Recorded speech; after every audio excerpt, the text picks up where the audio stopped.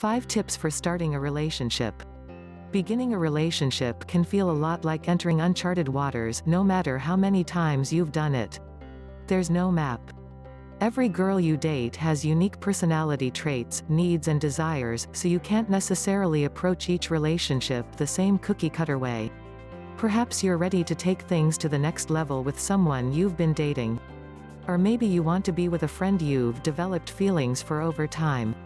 Regardless of how you've arrived at this crossroads, 5 practical tips can help you get off to a good start and navigate your path as a couple.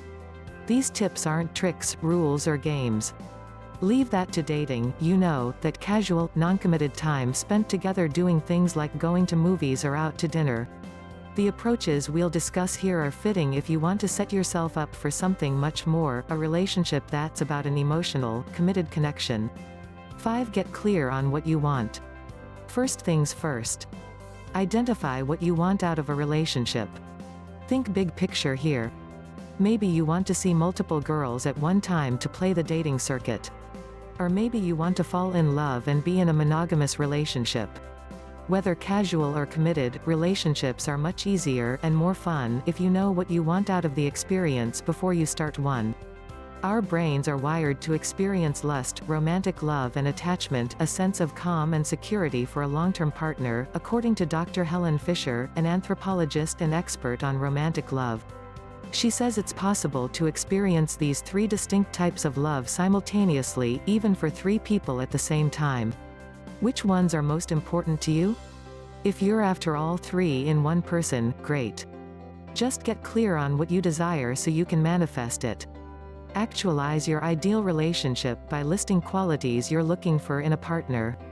Religious values, intelligence, hair color, whatever you care about, put it on your wish list. Next, whittle it down to qualities you can't live without.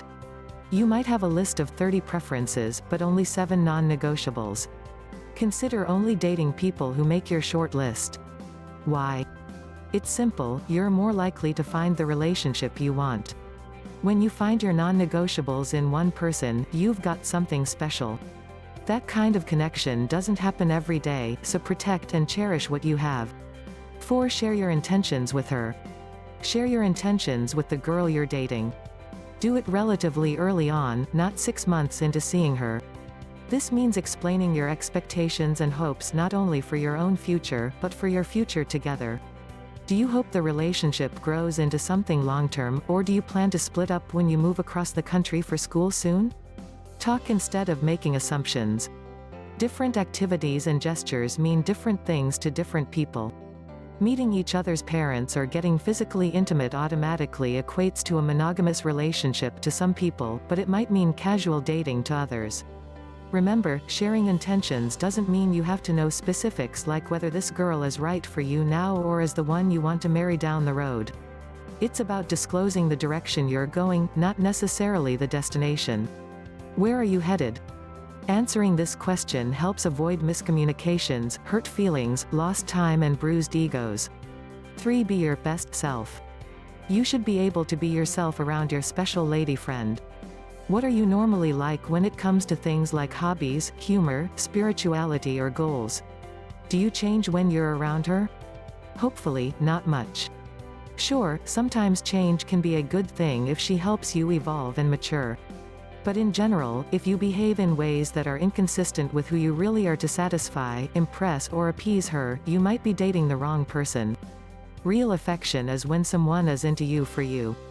It comes from a place of acceptance, not a place of deception where a woman has been duped by an act you've put on. Gravitate toward girls who celebrate and encourage the authentic you, not the ones who press you to change for them rather than for yourself. 2. Show her you get her.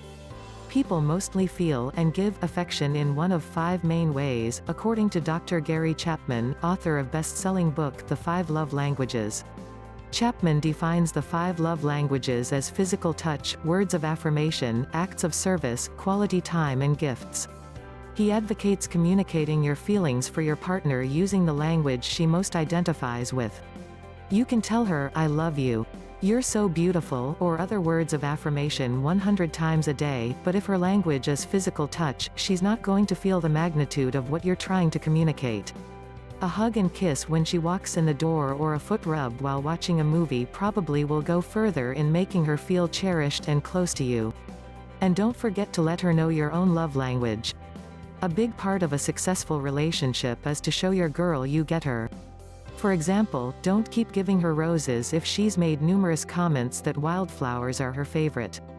If spending quality time together is big for her, say yes to her invitations to go on walks, watch the sunset or turn off the TV at dinner and talk instead. If you don't, no matter what you do, she probably won't feel very loved or understood. 1. Mind your money. If you want to date one or more people at a time just to have fun, carefree experiences, knock yourself out. Spend whatever you've budgeted for the ladies. Have a great time. But if you're looking for an intimate relationship and perhaps something more long-term, let's assume you want to be with a woman who's with you for you, not your money or lack thereof.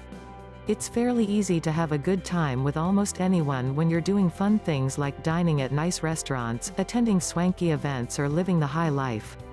Right? So, find out if you two have a close bond by doing free or cheap things together. If you're able to feel closeness and have a blast without spending a dime, what's holding you two together probably has more to do with your dynamic than you simply being a vehicle to fun times.